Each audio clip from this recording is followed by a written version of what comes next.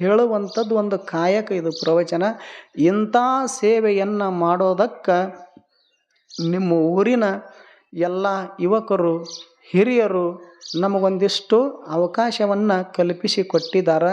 ಹೀಗಾಗಿ ನಮ್ಮ ಶ್ರಾವಣೋತ್ಸವದ ಎಲ್ಲ ಸಮಿತಿಯ ಹಿರಿಯರಿಗೂ ಯುವಕರಿಗೂ ಅವರಿಗೆ ಅಭಿನಂದನೆಗಳನ್ನು ಸಲ್ಲಿಸುವುದರ ಜೊತೆಗೆ ಅವರಿಗೆ ಜೋರಾದ ಚಪ್ಪಾಳೆಯನ್ನು ತಟ್ಟಿರಿ.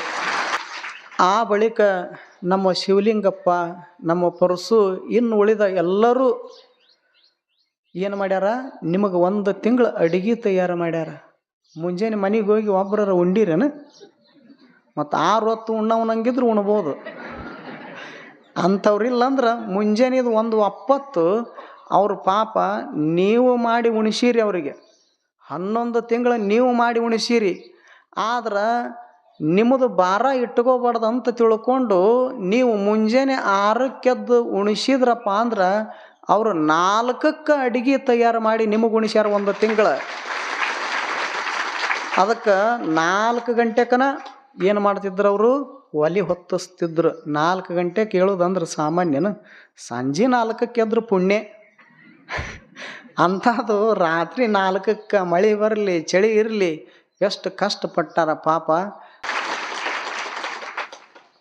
ಆ ಬಳಿಕ ನಮ್ಮನ್ನು 1 ತಿಂಗಳ ವಿಜಯಪುರಕ್ಕೆ ಸುರಕ್ಷಿತವಾಗಿ ಕರ್ಕೊಂಡು ಹೋಗೋದು ಕರ್ಕೊಂಡು ಬರೋದು ಒಬ್ರಿಗೆ ಜವಾಬ್ದಾರಿ ಕೊಟ್ಟಿದ್ರು. ಯಾರಿಗೆ? ನಮ್ಮ ಪರಸು ಅವರಿಗೆ. 1 ತಿಂಗಳದಾಗ ಅತಣಿ ಬಿಜಾಪುರ ರೋಡಿನೊಳಗೆ 4-5 ಆಕ್ಸಿಡೆಂಟ್ ಆಗ್ಯಾವ. ನಮ್ಮ ಕಣ್ಣು ಮುಂದನ ಆಗ್ಯಾವು, ನೋಡೀವಿ. ಆದರೂ ಸಹಿತ ಇಂಥದ್ರ ಮಧ್ಯದೊಳಗೆ ನಮ್ಮನ್ನು ಸುರಕ್ಷಿತವಾಗಿ 1 ದಿವಸ ಅಲ್ಲ, 1 ವಾರ ಅಲ್ಲ, 1 ತಿಂಗಳ ಪರ್ಯಂತರವಾಗಿ ಹೋಗೋದು ಬರೋದು. 70 ಕಿಲೋಮೀಟ್ರ್ ಹೋಗ್ಬೇಕು, 70 ಕಿಲೋಮೀಟ್ರ್ ಬರ್ಬೇಕಂದ್ರೆ ಚಾಲಕ ಚಲೋ ಇರ್ಬೇಕು. ಚಾಲಕ ಭಾರಿ ಚಾಲಕ ಆಗಿರ್ಬೇಕು ಅಂದ್ರೆ ಗಾಡಿ ನಡ್ಸಕ್ಕೆ ಬರ್ತದೆ. ಇರದಿದ್ರಂದ್ರೆ ಆಗೋದಿಲ್ಲ. ಹಂಗೆ ನಮ್ಮನ್ನು ಏನು ಮಾಡ್ಯಾನ? ಸುರಕ್ಷಿತವಾಗಿ ಕರ್ಕೊಂಡು ಹೋಗಿ ಬರೋದು ಮಾಡಿರ್ತಕ್ಕಂಥ ನಮ್ಮ ಪರಸು ಅವರು ಒಳ್ಳೆ ಚಾಲಕರದಾರ, ಅನುಭಾವಿಗಳದಾರ. ಮತ್ತು ಅದನ್ನು ಅಟ್ಟ ಮಾಡಿಲ್ಲ, ಇಲ್ಲಿ ಸೇವಾನು ಮಾಡ್ಯಾರ. ಹೀಗಾಗಿ ಅಂಥ ಚಾಲಕರಿಗೂ ಸಹಿತ ತಾವು ಜೋರಾದ ಚಪ್ಪಾಳೆಯನ್ನು ತಟ್ಟಿರಿ.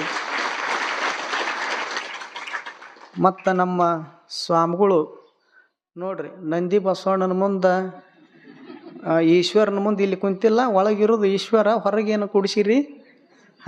1 ತಿಂಗಳು ಅವರು ನಂದಿ ಬಸವಣ್ಣ, ನಾವು ಈಶ್ವರ ಇದ್ದಂಗೆ.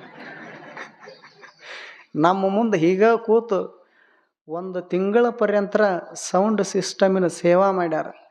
ಅವ್ರ ಬಗ್ಗೆ ಚಲೋ ಮಾತು ಹೇಳೋದಂದ್ರೆ, ನಿಮ್ಮೂರು ಶ್ರಾವಣದ ಅಲ್ಲ, ಇದು ಶ್ರಾವಣ ನಮಗೆ 11ನೇ ವರ್ಷದ ನಾವು ಪ್ರವಚನ ಶ್ರಾವಣ ಹೇಳೋದು. ಅಂದ್ರೆ ಮಧ್ಯದೊಳಗೆ ರಗಡು ಬರ್ತಿರ್ತಾವೆ ವರ್ಷದಾಗ. ಇದನ್ನ ಅಟ್ಟ ನೆನಪಿಟ್ಕೊಂಡಿವಿ. 11ನೇ ಶ್ರಾವಣ ಮಾಸ ಇದು. ಅಂದ್ರೆ ಸಣ್ಣವ್ರಿದ್ದಾಗಿದ್ದನೂ ಅಪ್ಪುಗಳು ಹಿಂದೆ ಬಂದು ಅವ್ರದ ಕೇಳಿ, ನಾವೇನು ಹೊಸದು ಹೇಳೋದಿಲ್ಲ, ಅವ್ರದ್ದೇ ಹೇಳ್ತಿರ್ತೀವಿ. ಅವ್ರನ್ನ ಬಿಟ್ಟು ಅವರು ಮೊದಲೇ ಹೇಳಿಗಾರ ಜಗತ್ತಿಗೆ ಹೋಗುವಾಗೇನು ಹೇಳುವುದನ್ನೆಲ್ಲ ಹೇಳಿ ಆಗ್ಯದ. ಈಗ ಉಳಿದಿರೋದು ಏನಂದ್ರೆ, ಏನು ಹೇಳಿವಲ್ಲ ಅದರಂಗೆ ಬದುಕ್ರಿ ಅಂತ ಜಗತ್ತಿಗೆ ಸಂದೇಶ ಕೊಟ್ಟಾರವ್ರು. ಇನ್ನೊಬ್ರು ಯಾರು ಬಂದು ಹೊಸದು ಹೇಳ್ತಾರಂದ್ರೆ ಕನಸಿನ ಮಾತದು. ಯಾಕೆ? ಅವ್ರು ಏನು ಹೇಳ್ಬೇಕಾಗಿತ್ತು ಎಲ್ಲ ಹೇಳ್ಯಾರ. ಆಡು ಮುಟ್ಟದ ಸೊಪ್ಪಿಲ್ಲ, ಅವರು ಹೇಳದೇ ಇರತಕ್ಕಂಥ ವಿಚಾರನ ಇಲ್ಲ ಜಗತ್ತಿನ ಜನಗಳಿಗೆ. ಅಂಥವ್ರು ಹೇಳಿದ್ದನ್ನು ನಾವು ಹೇಳ್ತಿರ್ತೀವಿ. ಮತ್ತು ನಾವು ಹೇಳಿದ್ದದು ಸಾವಿರ ಜನಗಳಿಗೆ ಮುಟ್ಟಬೇಕಾಗಿತ್ತಂದ್ರೆ ಅವ್ರದ್ದು ಅವಶ್ಯಕತೆ ಅದ. ಹೀಗಾಗಿ 10-12 ವರ್ಷ ಎಲ್ಲ ಕಡೆಗೆ ಹೋಗಿವಿ. ಆದ್ರೆ ನಮಗಿಷ್ಟು ಸಂತೋಷ ಆಗೈತಲ್ಲ. ಒಂದೊಂದು ಊರಾಗ ಹಿಂಗಿರ್ತಾವಲ್ಲ.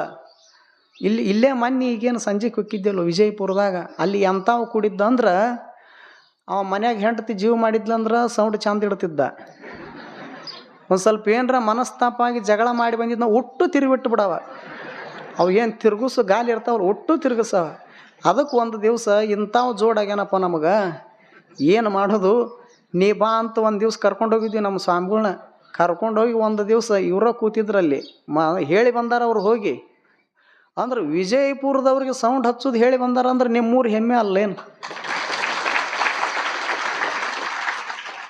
ಇವರು ಯಾವಾಗ ಇದನ್ನ ಇಷ್ಟು ಇಡಬೇಕು, ಎಂಪ್ಲಿಫೈರ್ದು ಇಷ್ಟು ಇಡಬೇಕು, ಮಿಕ್ಸಿದು ಇಷ್ಟು ಇಡ್ಬೇಕಂತ ಏನು ಹೇಳಿ ಬಂದಾರಲ್ಲ, 1 ದಿವಸ ಅಟ್ಟ ಇಟ್ಟಿದ್ದವ.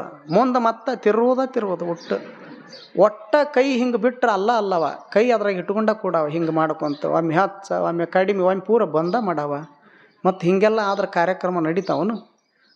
ಅದಕ್ಕೆ ಒಂದು ಸಂಗತಿ ಏನಂದ್ರೆ ವಿಜಯಪುರದೊಳಗೂ ಒಂದು ತಿಂಗಳ ಪ್ರವಚನ ಮಾಡಿದ್ವಿ. ಅಲ್ಲೆಲ್ಲ ಎಜುಕೇಟೆಡ್ ಜನ, ಪ್ರೊಫೆಸರು, ಲೆಕ್ಚರು, ಡಾಕ್ಟ್ರು, ಇಂಜಿನಿಯರು ಎಲ್ಲ ಕಲಿತವ್ರು, ಹೆಣ್ಮಕ್ಳನ್ನು ಕಲಿತವ್ರು, ನೌಕರಿ ಮಾಡೋರ, ಗಂಡ್ಮಕ್ಳನ್ನು ನೌಕರಿ ಮಾಡೋರ.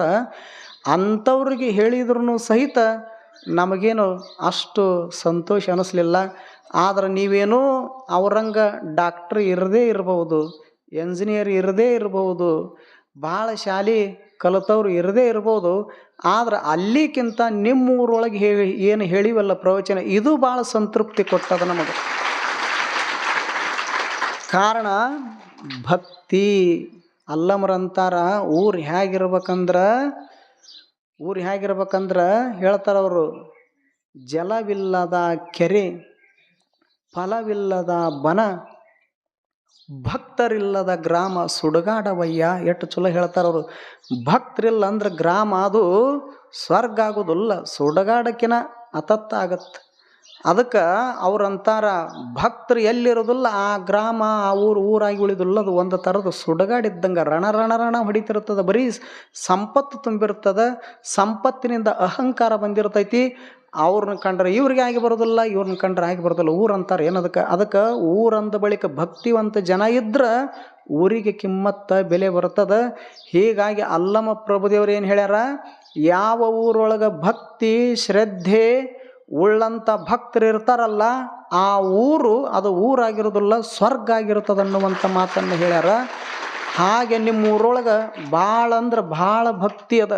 ಅದಕ್ಕೆ ಒಂದೇ ಉದಾಹರಣೆ, 3 ವರ್ಷ ಸಂಜಿಕೆ ನಡೆಸಿದ್ರು, ಮುಂಜಾನೆ ಏನಾದರೂ ನೀವು ಬರೆದಿದ್ರಂದ್ರೆ ನಿಮ್ಮಲ್ಲಿ ಭಕ್ತಿ ಕೊರತೆತ್ತಿ ಅಂತ ಅನಿಸ್ತಿತ್ತು. ಮತ್ತು ಮುಂಜಾನೆ ಹಚ್ಚಿದ್ರೂ ಬರ್ತೀರಿ. ಈಗ ಮಧ್ಯಾಹ್ನ ಒಂದು ಉಳ್ದೈತಿ ನೋಡಿ ನಿಮ್ಮ ಊರಾಗ, ಮಠ ಮಧ್ಯಾಹ್ನ ಒಂದು ಹಚ್ಚಿ ನೋಡ್ಬೇಕು. ಇವ್ರಂತಾರ ನೀವು ಯಾವಾಗಾರ ಹಚ್ಚ್ರಿ, 7x24 ಆಲ್ರೆಡಿ ಅಂತಾರೆ ಇವರು. ಅಂದ್ರೆ 24 ತಾಸನು ನಾವು ಬರ್ತೀವಿ ಅನ್ನುವಂಥ ಭಕ್ತರು ವಿರಳ. ನಿಮ್ಮ ಭಕ್ತಿ ಶಕ್ತಿ ಭಾಳ ದೊಡ್ಡದು. ಅದಕ್ಕೆ ನಿಮ್ಮ ಬಗ್ಗೆ ಏನು ಹೇಳಕ್ಕೆ ಮಾತಿಲ್ಲ ನಮಗೆ. ಅದಕ್ಕೆ ಈಗ ನೀವು ನಮಕಿನ ತ್ಯಾಗಿಗಳು, ನಾವು ಮನೆ ಮಾರು ತಂದೆ ತಾಯಿ ಎಲ್ಲ ಬಿಟ್ಟು ಗುರುಗಳ ತಂದೆ ತಾಯಿ ಅಂತ ಬಂದಿರ್ತೀವಿ. ನಮ್ಮದು ದೊಡ್ಡ ತ್ಯಾಗ ಅಂತ ನೀವು ತಿಳ್ಕೊಂಡಿರ್ತೀರಿ. ಆದ್ರೆ ನಾವು ತಿಳ್ಕೊಂಡಿವಿ ನಿಮ್ಮಷ್ಟು ದೊಡ್ಡ ತ್ಯಾಗಿಗಳು ಯಾರೂ ಇಲ್ಲ.